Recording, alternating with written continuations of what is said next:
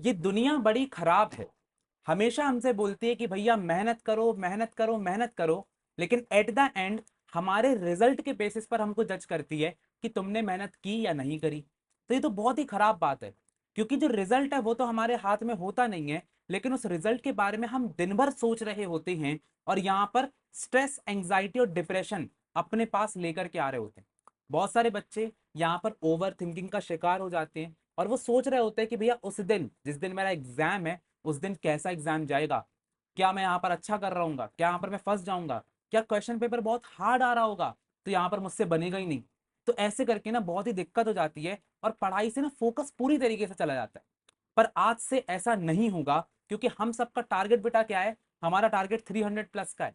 और जब हम 300 प्लस जैसा टारगेट रखते हैं तो हमको इन छोटी मोटी चीजों से बाहर निकलना पड़ेगा, इनको ओवरकम करना पड़ेगा। और जो स्ट्रेस, एंग्जाइटी, टेंशन, डिप्रेशन जैसे शब्द है ना, इसको अपने माइंड से दूर रखना पड़ेगा।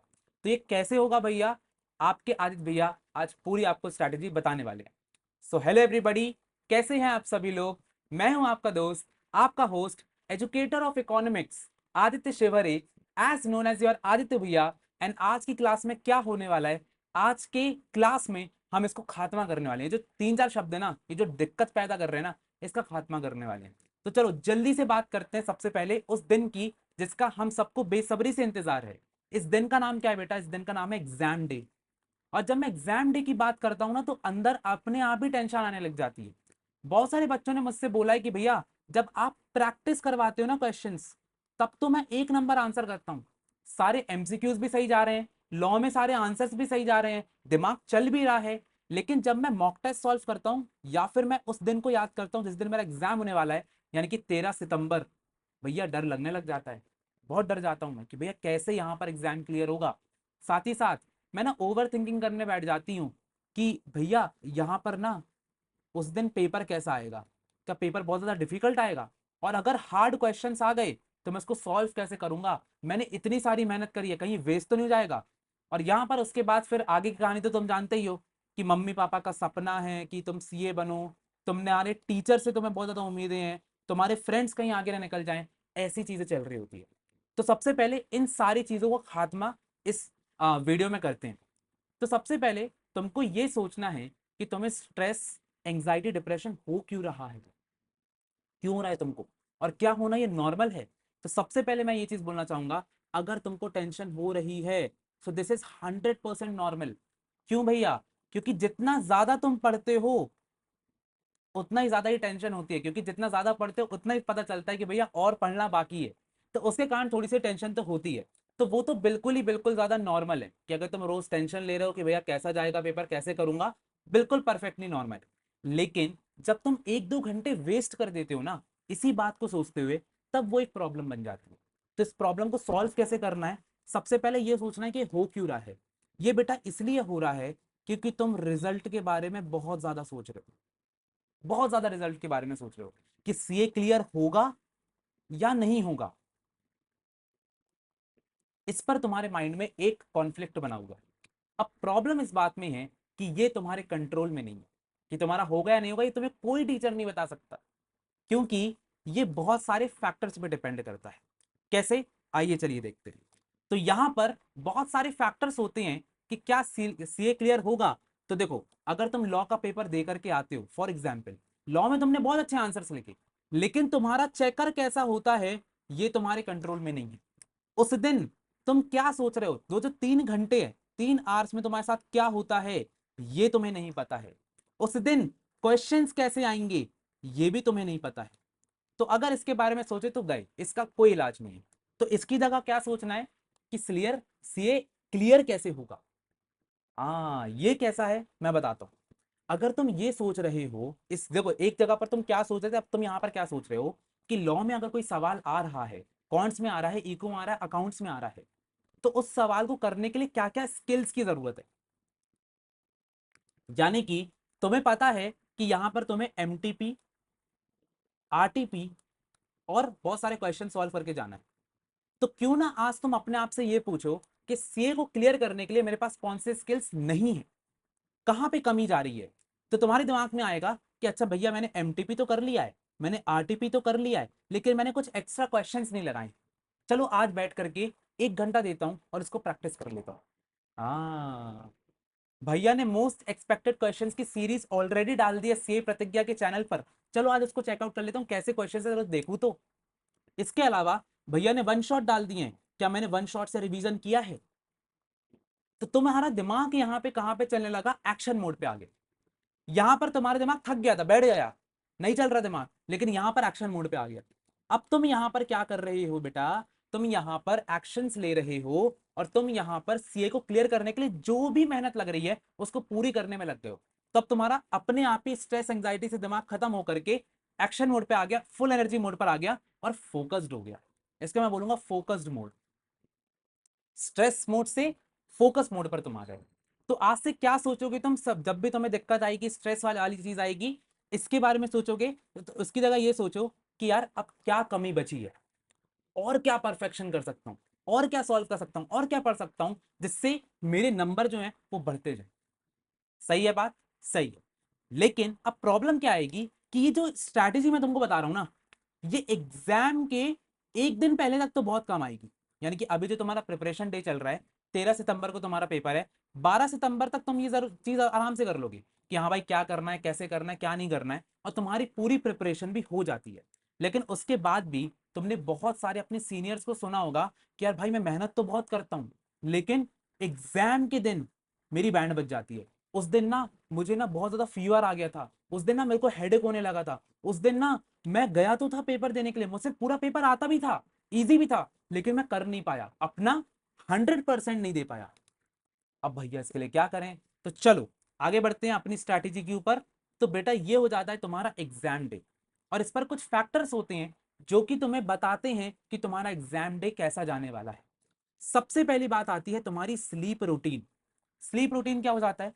तो देखो, बहुत सारे बच्चे होते हैं जो कि मॉर्निंग में जल्दी उठ करके पढ़ते हैं, और बहुत सारे बच्चे होते हैं जो कि नाइट में देर तक पढ़ के अगले दिन भैया उठते हैं, पेपर देने के लिए जाते हैं।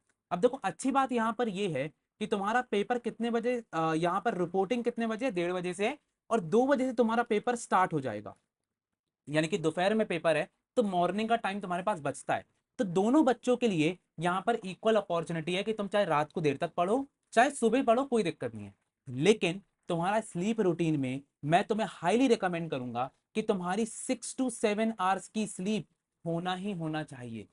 6.5 7 घंटे की स्लीप अच्छे से लेकर के जाओ, क्योंकि जब तुम सो रहे होते हो तो तुम्हारा माइंड क्या कर रहा होता है बेटा, सारा कचड़ा निकाल रहा होता है। ये कचड़ा निकालने की प्रोसेस होती है। जब पेट के अंदर कचड़ा पड़ा होता है तो कैसा लगता है जानते हो ना, बिल्कुल फील आ गया ना। वैसे दिमाग के अंदर कचड़ा पड़ा हुआ है, तुमने वो सफाई कर रहा था, तुम उठ गए, उठ के पढ़ाई करने लगे।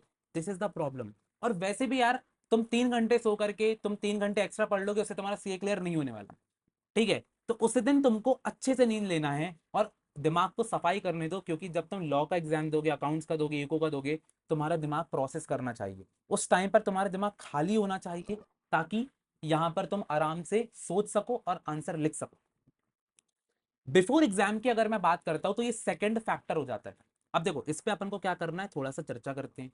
सो बिफोर एग्जाम हो जाता है बेटा ये फैक्टर में, यानी कि जब तुम्हारी सुबह हो रही होगी, तो तुम सुबह 6 बजे से अगर मैं बात करता हूँ, क्योंकि 6 AM तक सब लोग उठ ही जाएंगे, तो यहां से लेकर के 1:30 बजे पेपर है, तो तुम कितने बजे निकल जाओगे?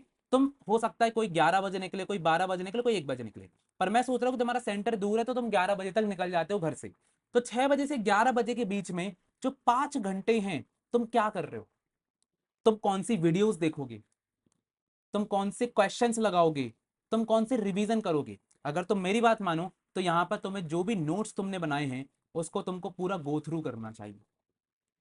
एक वीडियो सेलेक्ट कर लेना चाहिए कि अगर तुम अपने सेंटर तक जा रहे हो, तो फॉर एग्जांपल तुम सेंटर के लिए 11 बजे निकले, तो इस ट्रेन में, उस बस में, कार में, ठीक है, ये 3 चीजें ही लोगे, इसके अलावा बाइक से ट्रैवल नहीं करोगे। अगर कर रहे हो तो कान में क्या किया, ईयरफोन डाल दिया और ईयरफोन लगा करके सुन रहे, ठीक है, और कार में हो तो देख भी सकते हो वीडियो। तो ऐसे करके तुम थोड़ा बहुत जो भी पढ़ाई करना चाहो, रिवीजन करना चाहो, इस दिन कर सकते हो, नोट्स को पलटा सकते हो, कोई दिक्कत नहीं है। लेकिन अब मेरी बहुत ही इंपॉर्टेंट बात ध्यान रखना, जैसे ही 1 बजेगा, 1 बजेगा, 1 PM, इसको मैं यहां पर लिख देता हूं अलग से, जैसे ही 1 PM हो जाएगा, याद रखना तुम्हारा एग्जाम स्टार्ट हो गया यहां से, अब तुम्हारा एग्जाम टाइम स्टार्ट हो चुका है। यहां पर अब तुमको सारी चीजें बंद कर देना है। 1:30 बजे तुम्हें रिपोर्टिंग करना है, 2 बजे तक तुम्हें सेटल डाउन होना है, और 2 बजे से लेकर के, चाहे 2 घंटे का है 3 घंटे का पेपर है, अगर 3 घंटे का है तो 5 बजे तक तुम्हें एग्जाम मोड पर रहना है। अभी एग्जाम मोड का मतलब क्या है कि 1 से 2 बजे तक अगर तुम कुछ भी नहीं चलाते हो तो तुम्हारा दिमाग खाली हो जाएगा। खाली इन द सेंस कि अब उसके बाद सोचने की शक्ति आ गई, तुमने उसको रेस्ट दिया ना 1 घंटे, हाँ इस टाइम पर पानी पीना है, जो करना है, हाँ खाना अच्छे से खा के जाना है, इससे अब इस टाइम पर तुम प्रिपेयर हो जाओ। तो यहां पर तुम्हारा अच्छा परफॉर्म करने की पॉसिबिलिटी 90% से बढ़ जाती है, बहुत अच्छी पॉसिबिलिटी हो जाती है, क्योंकि तुमने क्या किया, अपने आप को प्रिपेयर किया। लेकिन अगेन अगेन तुम यहां पर 2 से 5 बजे तक, जो कि तुम्हारा एग्जाम का डे है, उसमें कितना अच्छा करते हो ये कैसे पता लगेगा, ये कौन डिसाइड करेगा? तो देखो आज से तुमको क्या करना है, ये मैं तुम्हें रामबाण स्ट्रैटेजी दे रहा हूं, सुनना बात को ध्यान से। आज से तुमको 2 से 5 बजे तक क्या करना है, रोज एक मॉक टेस्ट सॉल्व करना है इसी टाइम पर।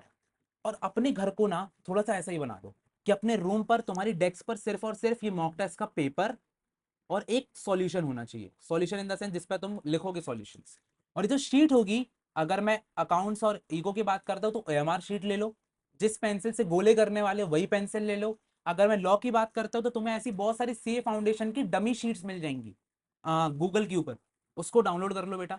उसको डाउनलोड करने के बाद यहां पर क्या करो, उसी पर आंसर लिखना है, आंसर राइटिंग करना है।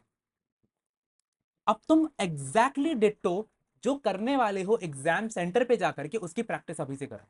तो बताओ, क्या तुम्हें उस टाइम पर स्ट्रेस होगा? नहीं होगा, क्योंकि तुम्हें लगेगा कि ये चीज तो मैं रोज कर रहा हूं भाई, तो आज भी कर सकता हूं। यानी कि तुम्हें अपना पेपर, जिसको तुम कहते हो ना भैया मेरा सीए फाउंडेशन का पेपर है, वो एक्चुअली तुम्हारे लिए प्रैक्टिस पेपर बन जाएगा। दूसरे लोग अपने आप को डरा रहे होंगे, तुम्हारे दोस्त लोग क्या बोल रहे होंगे, भाई आज तो सीए फाउंडेशन का पेपर है, आज तो फाउंडेशन का पेपर है, तुम बोल रहे हो कि मेरे लिए सिर्फ एक प्रैक्टिस पेपर है। देखो प्रैक्टिस पेपर बोलने से तुम्हारे दिमाग में कैसे वो स्ट्रेस हट गया, हट गया ना, ये खेल होता है। सो नाउ अगर तुमने मेरा स्केड्यूल 2 से 5 बजे को मैं बोल रहा हूं रोज, इस पर तुम्हें 100 क्वेश्चन ले लेना है। अगर अकाउंट्स इको है तो अकाउंट्स और लॉ है तो उसके तुम्हें 10 क्वेश्चन ले लेना है, सॉल्व करना है as a mock test paper, and बस तुम्हारी पूरी की पूरी चीज यहां पर बन जाएगी। जो पेन यूज करने वाले हो उसी पेन से यहां पर गोले भरने और उसी पेन से लिखना है। कितनी स्पीड आ रही है, क्या आ रही, सारी चीजें तुमको यहां पर काउंट अप करना है। ऐसे करके you are preparing for your exam day. अब आखिरी चीज यहां पर आ जाती है जो कि कृष्ण जी ने बोली थी। तो देखो बेटा, यहां पर एक चीज याद रखना कि Arjun was the best player, he was the best player in the market.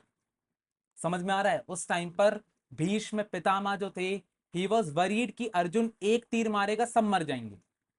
समझ में आ रहा है? एक तीर से सबको खत्म कर सकता था अर्जुन, इतना ज्यादा मतलब महान यहां पर धनुर्धरी था। बट प्रॉब्लम क्या हुई, जैसे ही कुरुक्षेत्र में बीच में गया, एग्जाम डे पर आया, फंस गया, क्योंकि इमोशंस आ गए। इमोशंस आ गए, इमोशंस क्या होते हैं, टेंशन स्ट्रेस एंजाइटी। तो कृष्ण जी ने क्या बोला, man is made by his belief, as he believes so he is. जो सोचोगे, जिस पर विश्वास करोगे, वही बन जाओगे। तो जितना ज्यादा मेहनत करोगे, जितना ज्यादा प्रैक्टिस करोगे, जितना ज्यादा बिलीव करोगे, क्योंकि जितना प्रैक्टिस तुम कर रहे हो ना, वो जो 2 से 5 बजे के बीच में तुम्हें बिलीव हो रहा है कि हाँ तुम सीए फाउंडेशन का पेपर दे रहे हो, पहले से प्रैक्टिस, तो उस दिन क्या लगेगा, हाँ भाई मैं तो प्रैक्टिस करके आया हूँ, बिल्कुल। और जैसे तुमने बिलीव किया, तुम्हारा पेपर डेफिनेटली बहुत अच्छा जाएगा, एंड तुम्हारा जो परफॉर्मेंस है वो यहाँ पर 80% से बूस्ट हो जाएगा, ये मेरी गारंटी है। तो यहाँ पर एक छोटा सा मेरा प्रयास था तुमको ये समझाने का कि कैसे तुम एक अच्छा परफॉर्मेंस दे सकते हो।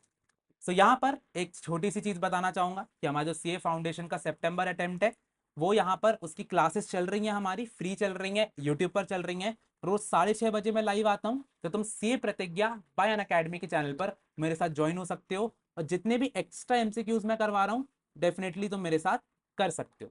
तो यहाँ पर 6:30 मिलते हैं, 6:30 बजे मिलेंगे यहाँ पर अगले दिन। एंड यहाँ पर अगर वीडियो पसंद आई हो तो भैया को सपोर्ट करने के लिए जरूर से भैया क्या करना है, यहाँ पे लाइक करना है, कमेंट डाल देना है कि तुम्हें वीडियो कैसी लगी, एंड साथ ही साथ तुम्हें शेयर करना है इस वीडियो को।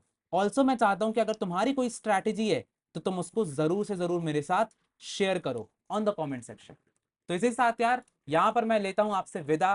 This is Aditya Shivre officially signing off, and मिलते हैं अपनी नेक्स्ट क्लास में।